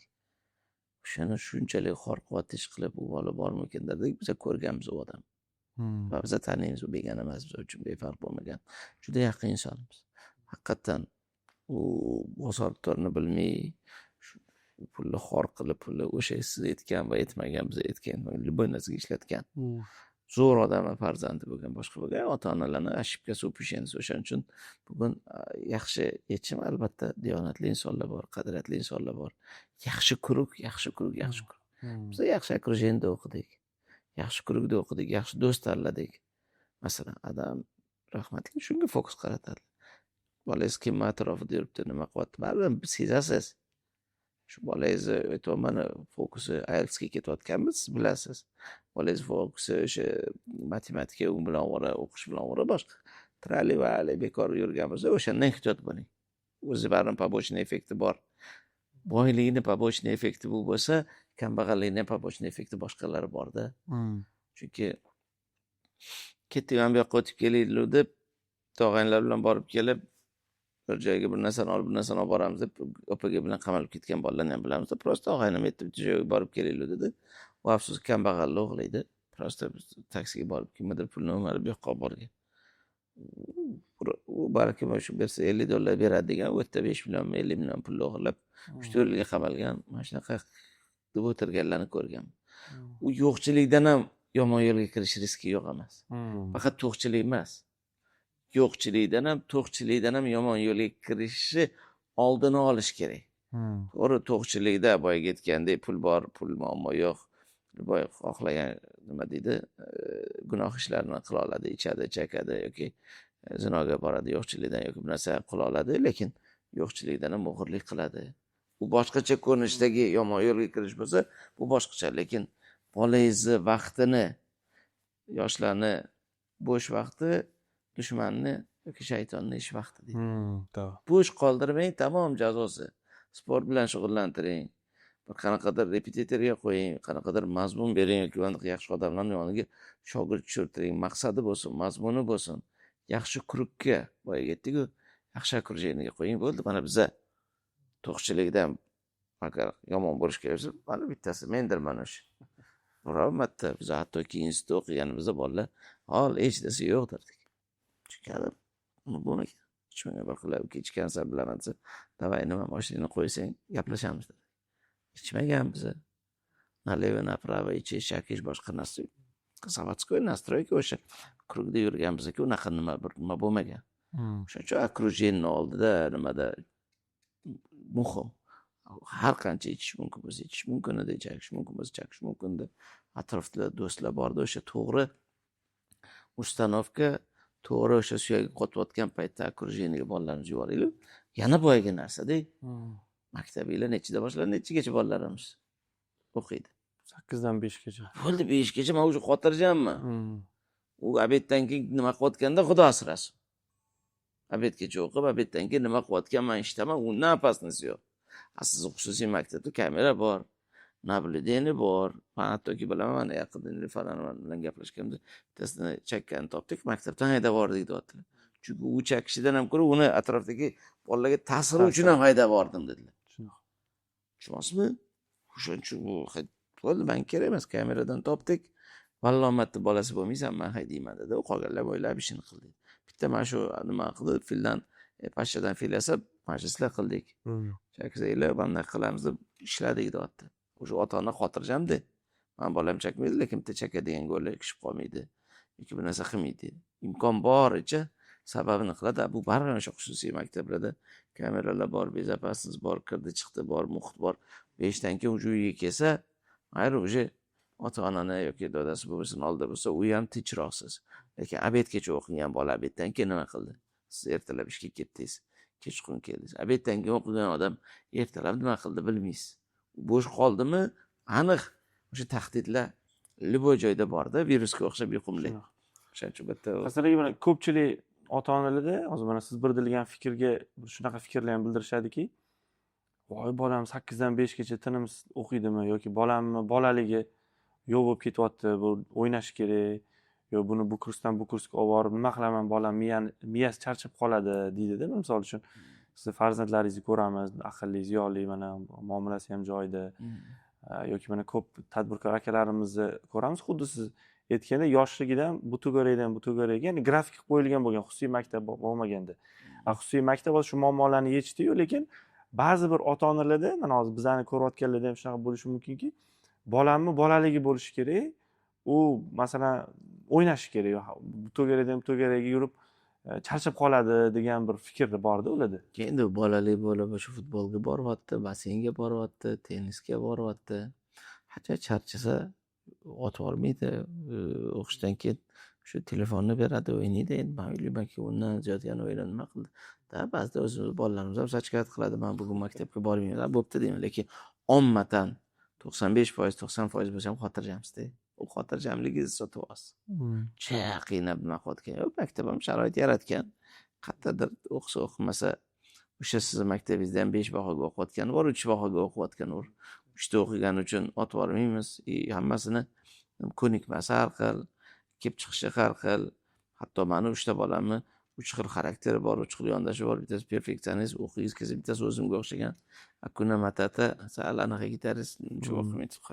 Mayli, zato shu yaxshi okrujenni haq hurmati borib keladi, bir kun yana qiladi, vaqtliroq ketsam yo boshqa o'chirdan chiqib yo ingliz tiliga olib boradi, yo matematikaga olib boradi, yo tennisga olib boradi, yo basseynga olib boradi, yo futbolga olib boradi. Ikkala chalpayib qoladi kechqurun. PlayStation'ni o'ynaydi, uyda o'ynaydi yoki nima qiladi. Endi Hasanga to'g'ri kelgan maslahat Husanga to'g'ri kelmaydi. Har bir inson qaror qabul qiladi.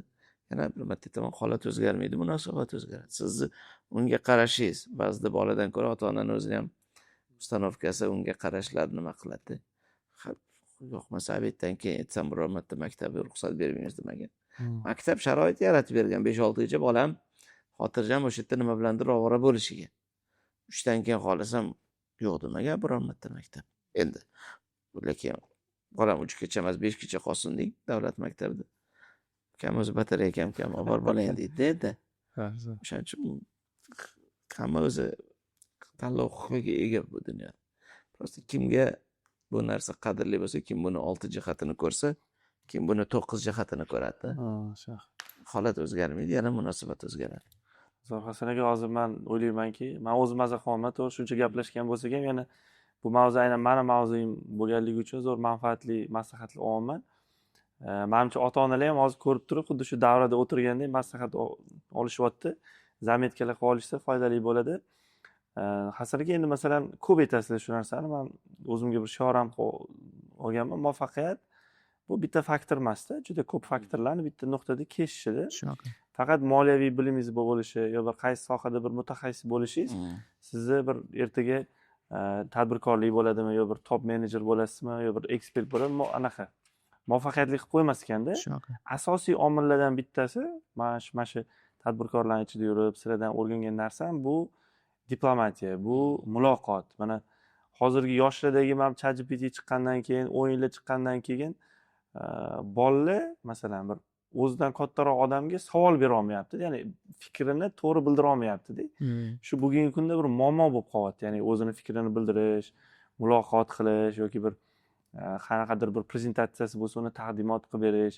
Shu nima qilishsa, masalan, ota-onalar farzandi ertaga shu diplomatiyani, muloqotni o'rganadi. Nima qilish kerak uy sharoitidami yo bir ota-ona sifatida? Endi yana bir marta aytaman, savollar ko'p, savollarga javoblar ko'p, unga munosabat har xil. Mana hozir bolalaringizga pul mavzusida gaplashdik. O'sha paytda balki onsini beraman dedilar, bitta kitob o'qisin dedilar. Masalan, pulni berganlar, kitob o'qiganman. Bu kitob mavzusiga hozir ketib qoldi, bu savolga meni eslatasiz. O'sha birinchidan bo'sh bo'lgan Как завоевывать друзей и оказывать влияние на людей degan kitob Dale Carnegie'niki eng birinchi kitobim. Insonlar bilan do'st bo'lish va ularga ta'sir o'tkazish kitobi, u ham haligacha ustanovkanda. Hayotimni o'zgartirgan 3 ta kitob bo'lsa, bittasi shu.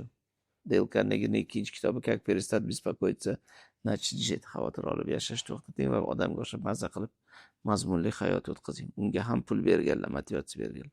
Va uchinchisi mana hozir oldingizda o'tirishimiz, xalq oldida chiqishimiz. Oratorskiy искусство sami korotkий put знаменитость. Insonlar bilan suhbat qilish.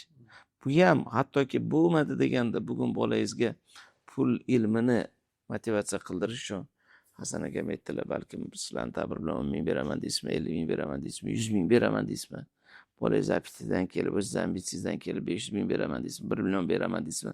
Shu kitobga o'qisang pulni beraman desangiz, o'qisa insonning fantaziyasi oshadi va o'sha ichki dunyo o'zgartiradi kitob omilidan. Muvaffaqiyat bir qancha omillarni bir chorrahada to'qnashuvi deymiz. Va hattoki Hasanga to'g'ri kelgan maslahat Husanga to'g'ri kelmaydi degani, Hasanni bolasiga Hasan va Husan bitta bo'lsa-da, bu ayolni backgroundi, bolalarning ikki xil xarakteri, ikki xil nimalari, bitta gap ikkita odamga ikki xil to'g'ri keladi. Hattoki Hasanning ikkita bolasiga bitta gap ikki xil ta'sir qiladi.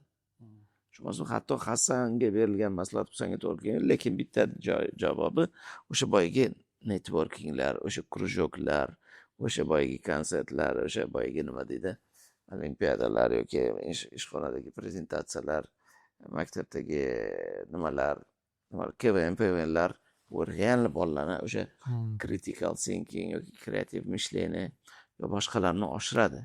Albatta maktab ichida xohlasa xohlamasa sotsiumga kirgandan keyin bola introvert bo'lsa ochiladi. Kimgadir bir kun yetsa, kimgadir bir oy kerak. Sekin yangi sinfga kirishgandagi bolalarda ayniqsa buni his qiladi. Birinchi psixologik period, shok bo'ladi, mani qanaqa qabul qiladi, boshqa bo'ladi deganda oddiy o'sha narsa. Shuning uchun albatta то, что нас не убивает, делает нас сильнее deydi. Bizani o'ldirmagan holat bizani kuchli qiladi deydi. Yana boyaga aytgandek, futbolga yuborasiz bolangizni. Tennisga yuborasiz, plavniyaga yuborasiz, boyaga aytgandek, krujoklarga yuborasiz.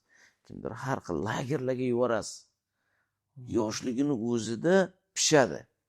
Mana shu bahorgi va kuzgi pomidor sortlari bo'lar ekan. Bitta joyda ekilgan pomidor, bir xil sortda ekilgan pomidor bitta dalada. Yoz, bahorda va kuzda ekilgani kuzdagisi shirinroq bo'lar ekan. Bu kuzgisidirkan, nega desa, kechasi sovug'i, kunduzi issiq ko'rgan pomidor ham shirin bo'lib ketar ekan. Bola qiyinchilik, adaptatsiyada qilganda biz bolamizni paqpaqlaymiz. Ey deymiz, "Bamin kesino chiqib qo'yamiz." Naborot o'sha hozir uni arzonligida, krujokka, arzonligida, lagerga, arzonlikka, unga bunga tiqsiz, bola shunaqa nima bo'ladiki, moslashuvchan, adaptatsiya qiluvchan bo'ladi. Shuning uchun bolalarimiz albatta lagerga yuboring. U faqat men bilan qilib ko'chaga chiqmaydigan bo'lib, mana qilsa u apasni. Shuning uchun u bilan nima qilmaslik uchun прогулка qilsangiz, прогулка qilayotganda men buni yagona yo'li tashlash. Futbolga qo'ysangiz yagona yo'li tashlash. Plavniyaga borsa yagona yo'li tashlash. Bolalar bilan yana qanaqadir narsa velik haydasa yagona yo'li tashlash. O'shaning uchun bolangizni telefondan ajratadigan va sotsiumga qo'shiladigani plavniya bo'ladimi, tennis bo'ladimi, basseyn bo'ladimi, lager bo'ladimi, boshqa bo'ladimi, o'sha narsalarga qo'ysangiz, o'sha payt gulla ekmasang o't chiqaveradi. Bu bo'lgandan keyin u avtomatdan bundan tashqari hali virtual merga kiradi, o'shani o'zini diskomfort his qiladi. O'sha 18-20 dan keyin o'sha shaxmatda birinchi 3ta qadamida xatoni bola emas siz qilgansiz. Shu bolalarni qo'yasiz maktabda zo'r, majburiy, bunda ertalab borsa maktabga topshiradi, bolalar bilan o'ynaydi, keyin kechayotganda oladi. Hozir maktabingizda 5 ta o'qisa, 5 tani qo'lda telefon bo'lsa, zvonokda birorta bilan gaplashmaydi. Hammasi mamda o'tiradi. Bu chiqqandan keyin u energiya baqir-chaqir yuguradi, qiladi. Bolalarda ko'pda energiya. Va обратно подавление bo'lsa bo'lmaydi. Endi bu bitta omil. O'shaning uchun juda ko'p omillar. Yaxshi okrujenniya, yaxshi atmosfera, o'sha qiynalishi, o'sha yig'lashi, kimdir uni bullying deydi, u deydi, bu deydi, u prosta o'sha nimadan o'tib olish kerak. Shu o'zini hali nima uchun immunitet shakllanadi. Yangi okrujenniyaga borib qiynalib, bola hali nima deydi, krizis, переходный возраст deymiz. O'sha pishadi.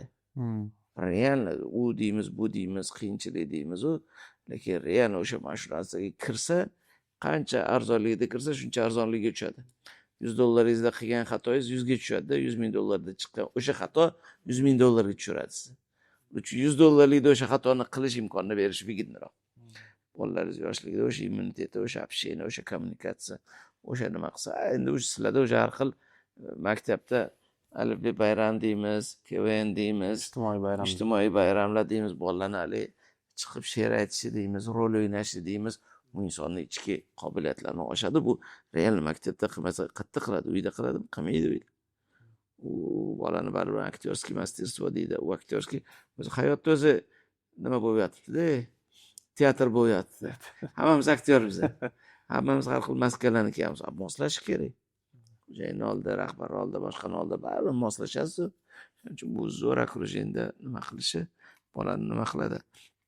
Endi keyin yana ikkinchi masalani boya siz aytayotganingizda qalbga soldida bugun bolalarimizda afsuski o'sha mas'uliyat, u ham lider bo'lishiga muhim. Mas'uliyat yo'q.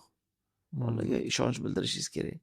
Bo'ldi, mana shuni aytyapman, sani kelgunicha mana shuni qil desangiz, u mas'uliyat olishi kerak. Keyinga qarab turdingizmi, u yig'ishtirdingizmi, tozaladingizmi, supurdingizmi, uyga vazifa. Hammasi mas'uliyat. Nimadir ko'rinishi bo'lsa ham u mas'uliyatga bolaga mas'uliyat berishimiz kerak. Mas'uliyat olmagan ertaga katta mas'uliyat olmaydi. Qancha katta loyihaga mas'uliyat olsa, shuncha boy bo'ladi odam.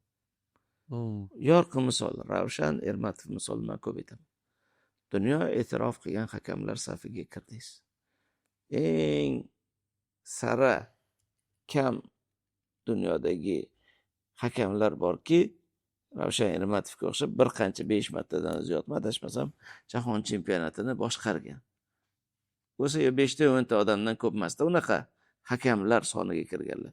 Dunyodagi top 5 ta 10 ta hakamlar soniki shuncha chempionat merani ketma-ket, necha yil ketma-ket boshqarish hammaga ham nasib qilmaydi. Shunaqa daraja, shunaqa nufuz, shunaqa muvaffaqiyatli omillari ko'p deganda ko'p omillar aytdilar, lekin bir narsani aytdilar. Mas'uliyat bilan qabul qilgan qarorlar. Bolangizga mas'uliyat turadi. 90 minut har sekund mas'uliyat turadi. Bitta mas'uliyatsiz bilan qabul qilgan qarorim bitta mamlakat taqdirini hal qiladi. Demak, mas'uliyat turibdi. Bolalarimizga yoshlikdan mas'uliyat berish kerak. Ishonch bildirish kerak. Davay, senga mas'uliyat, mana shu ish qil. U ish uchun emas. Siz delegat qilib Dobrobotnitsaga ham bersangiz bo'ladi. Lekin u yig'ishtirib qo'y, musorni to'kib qo'y, mana bu narsani olib kel, bor magazinga chiqib kel, o'zingiz qila olsangiz ham bolangizga mas'uliyat berib, pulni to'g'ri boshqarib, nimadir berishingiz kerakki, hali prakachka qilmasangiz atrofировать qiladi. O'sha bolalarimizga qanaqadir mas'uliyatli ishlarni berishimiz kerak birinchisi. Ikkinchisi, mas'uliyat bilan qancha muhim qarorlar mas'uliyat bilan qabul qilsangiz, shuncha yana aziz bo'lasiz. Eng katta o'yinlarga chiqish uchun kichkina mas'uliyatlardan dunyo jahon chempionatiga chiqib keldi. Futbolni 90 minut Fransiya bilan Portugaliyani ham boshqarish mumkin. Yunusobod bilan Uchtepani ham boshqarish mumkin-da, ikkita komandani. O'sha mas'uliyat keyingi mas'uliyatlarga olib chiqdi. O'sha yerda 90 minut ichida eng muhim qarorlarni qabul qilish. Siz bugun biznesingizda 1000 ga yaqin odam bo'lsa, qancha ko'p sizni muhim qaroringizni qabul qiladiganlarning qadri shuncha baland. Hanuz ham ertalab 9 dan 6 gacha kelyapti. O'zi ham 9 dan 6 ga. Lekin qancha katta muhim qarorni qabul qiladigan odam narxi baland. Shuning uchun bolalarimiz muhim qarorlar qabul qilishga immuniteti, shpagati oshirish kerak.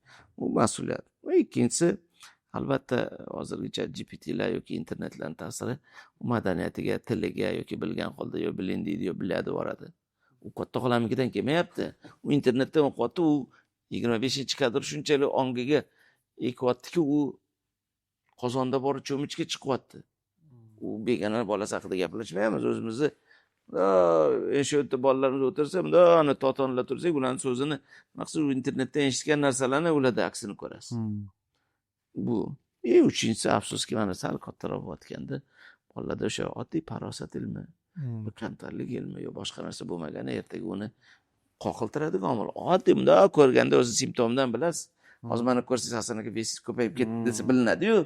Shunday farosati yo mas'uliyati yo nima. Mana oddiy kecha nima qildi? Mana shu choynik bilan nimani ko'p aytaman. Qancha mag'rur turmasin. Piyolaga egilar choy. Shuning uchun manmalik nechun? Kibru havo nimaga kerak? Kamtarin bo'l, hatto bir qadam o'tma. Kibr ostonasida. Piyolani shuning uchun odam opar ekan peshonasida. Bundan emas piyoladan nima qilishimiz shansi ko'proqda. Bundan ham choy ichib olamiz ba'zida. Bundan ham ichib olamiz, lekin ommatan bundan ichamiz. Ommatan sizni Alloh aziz qilishi kamtarlik bolalarimizga oddiy kamtarlik. Qo'ziqor akam aytadilar, Sharqda kamtarlik hayo, ibo, iymon alomatidir. G'arbda shu fazilatlar nuqson alomati. Жизнь без лоха плохая, или казак без понтов, казak, fontlar bu yoshlarga xos. Lekin siz bilan biz havas qilgan, hurmat qilgan odamlarni hatto kamtarligi uchun havas qilamiz. Zafar akam bo'lsin. Tushunasizmi? man degan qoyillatgan odamlar unda qilasiz. Nasib Abdullayev bo'lsin, Farruh Zokirovlar bo'lsin. Hattoki o'shanaqa mashhur bo'lgan san'atkorlar bor, butun xalq yaxshi ko'rgan. Kibr bilan gapirsa, o'sha sal jig'ingizga tegadi, g'ashingizga tegadi. Insonni man degan insonni kamtarlik har doim aziz qilgan millatda biz. Lekin bizning yoshlarimiz boshqani bilmay, amzicha kimdir urib, kimdir nima qilaman desa, hattoki o'zimizni farzandlarda, o'zimiz jiyanlarda, o'zimiz shogirdlarda ko'rsak, "Oy, zo'rman" debsiz. Zo'r bo'lmang, zo'r bo'ling iloyim, bilib qo'ying. Zo'rlar bo'lar, muloyim dedilar. Biz maktabda, institutda sal karlar bolalar, ulardan tamatda kelganlar, burdik, bu qildik desa bilmay, shunaqa qilib uyga kelinarsa, bu yoqqa yedirdilar. Zo'rman debsan, zo'r bo'lgin iloyim. Bilib qo'y, zo'rlar bo'lar, muloyim dedilar. Zo'r insonlarni ko'ring, hammasi anaqa. Kamfi ko'tiga tepsa shaqillaydiganlar karillaydi o'zi. Shuning uchun mana shuni muloyim qilsangiz, hech qachon pand bermaydi. Kamchilik, xatolar qilsangiz, ikkita yo'li bor. Yo siz xatoni tuzatasiz, yo xatolar sizni tuzatadi. Faqat qimmat oladi. Xatolar shunaqa tuzatyapti, 5 yil 10 yillab umri lagerda o'tib ketyapti. Karillagani uchun, boshini yegani uchun. Mana uzoqqa bormaymiz, oxirgi bir oy ichida shov-shuv bo'lgan, nomdor, zo'r karillagan mashinadagilar bir salutga o'xshab bir yondi. Chunki beodoblik, nokamtarlik, manmanlik jihati ham shu o'zini o'rnini bitmaydi. Mana man degan manmanlik joningiz sog' bo'lsin deb ustoz ko'rib, kamtarlik bo'lganda pand bermasdi. Holat emas, munosabat o'zgaradi. O'shaning uchun bugun farzandlarimiz bir yoni biruvchi bu zohiriga yoki manmanlik.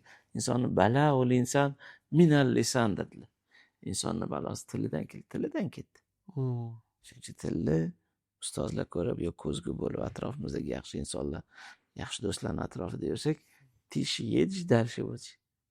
Ko'r qildi salutga o'xshab bir yondi. Afsuski burishdi. Alloh o'zi oson qilsin. Rosa hayot o'rgatadi. Qimmat oladi. 3-4 yil, 5 yil tarbiyalaydi. Juda katta qimmat oladiki, yaxshi gap bilan o'sha uchun. Yo, u xato endi seni tuzatadi. Yo, hozir beodobdan odob bo'lgan degandek xatoyini sen tuzat. Ba'zi o'zimizdan bir ikkita keyslar bo'lganda, yaxshi sizga bilinmayapti, lekin holat o'zgarmaydi, munosabat o'zgardi. Man bu atrofda ko'rgan kuzatganlarda fikr boshqacha. Siz bilan bizdan o'zimizga bilinmaydi. Biror hech narsa qilmadim-ku desa, mana bu joyda sal mana bu narsalarga e'tiborli bo'ling. Bizga ham ustozlar, yoshligimizda hoji aka, bolalaringiz yaxshi, sal anaqa e'tiborli bo'ling decha, bo'ldi tatik. Yo, biz xatoni tuzatardik, ularning talqinida xato edi. Ya bir kun kelib xatolar bizani tuzatadi, faqat sal qimmatroq bo'ladi. O'shaning uchun bugun farzandlarimizda, bolalarimizda o'sha mas'uliyat bobida, oddiy odob bobida, kamtarlik bobida o'sha yana окружение. Yana o'sha kamtarlik bobida assalomu alaykum va alaykum assalom. Bu O'zbekistonda hali hech kim boshini yegan yo'q. Ishoning, o'sha oddiy samimiyat, xoksorlik, kamtarlik, qadriyat eng katta muvaffaqiyat omillaridan biri. Zo'r Hasan aka. Menimcha bugungi podkastimiz bemalol oila davrasida farzandlarni yig'ib ko'radigan podkastlardan bo'ldi. Juda manfaatli bo'ldi. Siz gapiryapsiz. Men o'zim bir farzandimga qanaqa muomala qilishim kerak, nimadan boshlashim kerak, hozirgi yoshidan nimalar qilishim kerak, ertaga maktabga chiqqanda qanaqa окружениеda bo'lish kerak. O'zim uchun gaplaringizdan xulosa chiqarib, hozir bir darojli kartalar chizyapman. Menimcha hozir ota-onalar ham sekin shu darojli kartalarni qilishyapti. Ustoz juda ham manfaatli bo'ldi. Menimcha mening Daho farzandi podkastidagi eng zo'r podkastlardan bittasi bo'ldi. Biz nafaqat bu podkastimizda o'sha bolani pulga o'rgatish yoki bir moliyaviy erkin qilish, balki qanaqa tarbiyalash, odob axloq, farosat yoki kamtarlik haqida ham juda zo'r o'xshatishlar qilib berdingiz. Men o'ylaymanki, bu podkastimizdan keyin ota-onalarni farzandiga pulni o'rgatishga bo'lgan fikri, dunyoqarashi ancha kengayadi va ajab emas, bir kun shu podkastni ko'rib bolamga shuni o'rgatdim, natijasini ko'rdim deb menga yo sizga aytishsa, o'ylaymanki, bizani eng xursand qiladigan, anaqa qiladigan, quvontiradigan narsa shu bo'ladi ustoz. Rahmat. Agar gaplaringiz bo'lsa, fikrlaringiz bo'lsa, gaplar bor, azizlar. Samimiy qalban aytaman. Adam rahmatli, mana bugun mana shunday bo'lishimizda otangiz yo onangiz qaysidir narsasini siz e'tirof qiladigan jihatlari bormisa, bizga do'stona munosabatda bo'lgan. Bizani yaxshi ko'rganlar, bizani hurmat qilganlar, bizani qadrlaganlar, farzandingizga do'st bo'ling. endi farzandingizni hurmat qiling, farzandingizni yaxshi ko'ring, farzandingizni qadrlang. Chunki eng bola uchun opinion leader, fikr yetakchisi, avtoritetsiz siz. Otam meni hurmat qilar ekan desa, u hurmatni oqlashga harakat qilsin. Mana bundoq qilsang, hurmatga munosib bo'lsa, men bolam bilan faxrlanaman. Men bolamni qadrlayman. Men bolamni hurmat qilaman. Men bolamni yaxshi ko'raman desangiz, u boshqa joydan qidirmaydi. Детский travma deymiz-ku. Otasidan undan butun umr kimgadir nimadir dokazovat qilishga ehtiyoj bo'lmaydi. O'zini yaxshi ko'rgan odam boshqalar yaxshi ko'radi.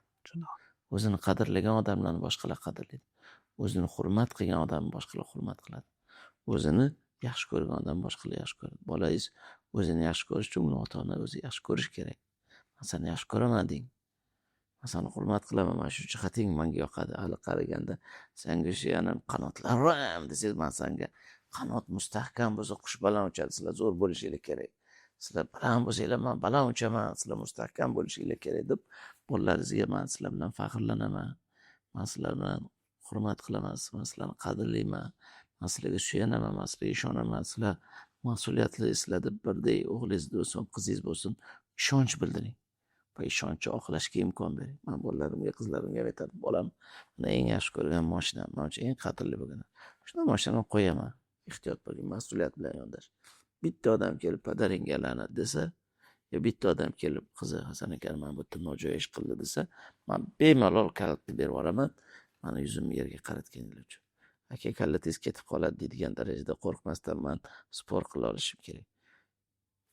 Avvaling xor bo'lsa bo'lsin, oxiring xor bo'lmasa, ehtiyot qiling jon bolam, senga bu mas'uliyatimdir. Mas'uliyat bir kun emas, bir kun kelib otangga rahmat degan narsa men uchun muhim. Men qadrlayman mana shu jihatda bolalaringizga, qizlaringizga ayting. Men kichikroq narsada yutqizsam ham katta narsada yutib, bu kichkina narsa bo'lmasin, katta narsa bo'lsin. Sen meni padaringga la'nat deydigan narsa qilma jon bolamdir. Bir kun emas, bir kun kelib, aka, qo'shingiz beraverasiz men bu yerda. Qizingizni men behayo, beodob, nima qilgan ishi uchun nima. Yoshlikda esingizda bo'lsa, Yulduz Usmonovani bir ashulasi bo'lardi. Ko'yni yo'q deb o'ylama. Har kimlarga so'ylama. Mag'rurligim, g'ururim, qadrim shunda ayblama. Bolam telefonlarda bo'lar bo'lmas ishlar ko'payib ketyapti. Beodoblik, har xilalik, nima deydi, yoshlik qilib hech kim ko'rmaydi desa, Xudo ko'rib turibdi, o'zing ko'rib turibsan. O'zing bilasan, ishtoning biladi beodoblik narsa qilmagin. Bir kun emas, bir kun Alloh bir qanaqadir xatolarni bekitgan, bir kunning o'zida seni ota-onangning yuzini yerga qaratadigan narsalardan ehtiyot bo'l. Tilingdan, boshqa ishlaringdan, amallaringdan deb aytinglar. U siz aytmasangiz qalbiga solmaydi. Men mana shuningni hurmat qilaman. Sen har bitta o'rinlarni o'rin qilayotgan ishda bilgin. Allohdan tashqari otam shuni hozir ko'rsa, men bilan faxrlanadimi? Yo yuzi yerga qaraydimi degan savolni bergin. U tralivali qilib otasini oldida joyda bani bir balo ishlarni qilganlar juda ko'p bo'lgan paytda ikki karra senga mas'uliyat. Ehtiyot bo'l. Men uchun mana bu narsa juda muhim. Men uchun mana bu narsa juda qadrli deb o'g'lingizga ham, qizingizga ham do'st bo'ling. Chunki siz gulli ekmasangiz o't chiqadi. Siz uni hurmat qilmasangiz, anotdagi hurmat qilgan uchun hurmatini hali shu qonun evaziga uni ishonchini oqlash kerak. Ich desa ichadi, chak desa chakadi. Ketdi deb diskotekada yo ketdi deb telefonda hozirgi kunda hali ishtonni yechib boshqa narsani qo'yilgani qanchasi ota-onasi yuzi yeriga qarab sharmanda bo'lib yurgani qancha. Shuning uchun avvaling xor bo'lsa, oxiring xor bo'lsa. Hozir bularni oldi mayli. Ichmasang xor bo'lsang bo'la qol, chakmasang xor bo'lsang bo'la qol, lekin ikki dunyosi mukarram bo'lsa, bu yerda ham boshqa. Shuning uchun shu narsani shunchaki bolam qalbiga soladi demanglar, solmaydi. Bilan gaplashish kerak, unga aytish kerak, bilan muloqot qilish kerak. Mayli bog'chaga borishda bo'lsin, maktabga borishda bo'lsin. Men nechun sevaman O'zbekistonni, paxta o'smaydimi boshqa diyorda degandek men seni mana bu jihating uchun yaxshi ko'raman. Seni mana bu xislating uchun hurmat qilaman. Men sen bilan faxrlanaman. Hali falonchi mana Hasan akaning bolasi bunaqa degan uchun hurmat qilaman. Siz huquqda deydi. Yana o'sha ishonch oqlaydi. Yana hali bu nuqtai men bu deydi. Shuning uchun bu narsalarga albatta bolalarimizga yetishimiz kerak yoki bo'lmaydi deganda bolalaringizga mana shunga o'xshagan podkastlarda ota-onalar farzandini qandoq qilib o'sha motivatsiya qilish kerak, qandoq qilib ruhlantirish kerak, qandoq qilib mas'uliyat bobida qandoq qilib samatsenka bobida, qandoq qilib mehr bobida fikrni bilishib menga bugun man suhbat qilgan bo'lsa, menga ham qiziq Zafar akamni farzandiga bo'lgan bu fikrlari. Farqi yo'q, Murod akamniki bo'lsin, Laziz akamniki bo'lsin. Albatta uni aytgan bilan o'zimizga ham amal qilish nasib bo'lsin. Lekin shu bolalar tarbiyasida sizni fikringiz, sizni dunyoqarashingiz nafaqat menga, bizani ko'rayotgan muxlislarga qadrli bu mavzuni hech kim olib chiqmagan ekan desangiz, haqiqatdan ham farzandi yetuk inson bo'lishini har bir ota-ona orzu qiladi. Mana shuni zo'r gap bo'ldi deb qancha insonlar ko'rsa, albatta Brent sizni bu mavzuni olib chiqqaningiz, Thompson maktabi farzandlar tarbiyasida qilgan hissasi, xizmati sifatida uni birovga kimligini dokazat qilish shart emas. Qalban aytsangiz, aka, mana shu jihatingiz uchun, mana shu fazilatingiz uchun, mana shu mavzularni ko'targaningiz uchun men sizni yaxshi ko'raman. Demak, siz mana shu narsalarni targ'ib qildingizmi? Shu okrujeniyada shunaqa joyda men bolam o'qishini xohlayman dedi. Ujali targetor klassika nima uchun emas, tilda, amalda o'zi aytgan gapiga o'zi amal qiladiganlar safidan bo'lgandan keyin brend mana shunisi bilan ishonch bo'ladi. Endi mavzu aslida katta. Bugun baholi qudrat qo'limizdan kelgancha, Alloh ilhom bergancha, qalbga solgancha bu jihatlarni ochdik. Mo'ylaymanki, boshqa juda ko'p tajribali insonlarning gapi ham ko'pchilikka va shu qator bizada juda qadrli bo'ladi. Hasan aka, kattakon rahmat. Rostdan maza qildik. Agar podkastni ko'rgan bo'lsalaringiz, aynan shu mavzu barchaga kerakli deb o'ylayman. Barcha tanishlaringizga tashlab qo'ysangiz, bizani qo'llab-quvvatlasalaringiz va video ko'proq odamga yetib borsa, biz xursand bo'lamiz. Albatta, keyingi podkastlarda boshqa mehmon ustozlarimiz bilan ko'rishguncha, xayr, sog' bo'linglar, salomat bo'linglar. Qo'shimcha qilaman azizlar, bu podkast tagida qaysi mavzularni yoritilmadi va qaysi jihatlarni yoritilishini, qaysi savollarni yoritilishini tavsiya qilardinglar.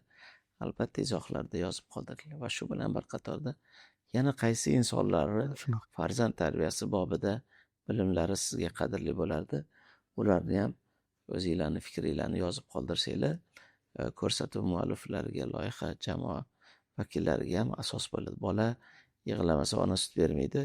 Ertaga mana Zafar aka yoki ertaga mana Murod aka, ertaga yoki Laziz aka yoki palonchi ustoz ko'pchilik muxlislarni talaba iltimoslariga, takliflariga binoan siz bilan suhbat qilishimizni iltimos qilib qolishdi desa, bular ham boshqacha qadri bo'ladi. Ularga bizani bilimimiz ko'pchilikka manzur kelar ekan, qadrli bo'lar ekan deyshadi. Va bugungi suhbatdan qaysi jihati manzur keldi, qaysi jihati manzur kelmadi, albatta uni ham izohlarda fikringlarni yozib qoldiringlar. Yana bir marta aytamiz, bugun biz ham mezbon bo'ldik, ham mehmon bo'ldik. Ustozimiz aytadilar, kimgadir qilsang yaxshilik, na aytadi, na qaytadi dedilar. Kimgadir qilsang yaxshilik, ham aytadi, ham qaytadi. Yaxshilik ko'rgan insonlarni albatta biz sizdan yaxshilik ko'rdik, Alloh rozi bo'lsin deyilsa, ular ham savobiga bir yaxshi nimasiga sherik bo'lishadi. Sog' bo'ling, salomat bo'ling, Alloh ijodiyligiga fayz bersin, mehnatinglarni ajrini bersin. Rahmat sizga ham katta. Sog' bo'ling.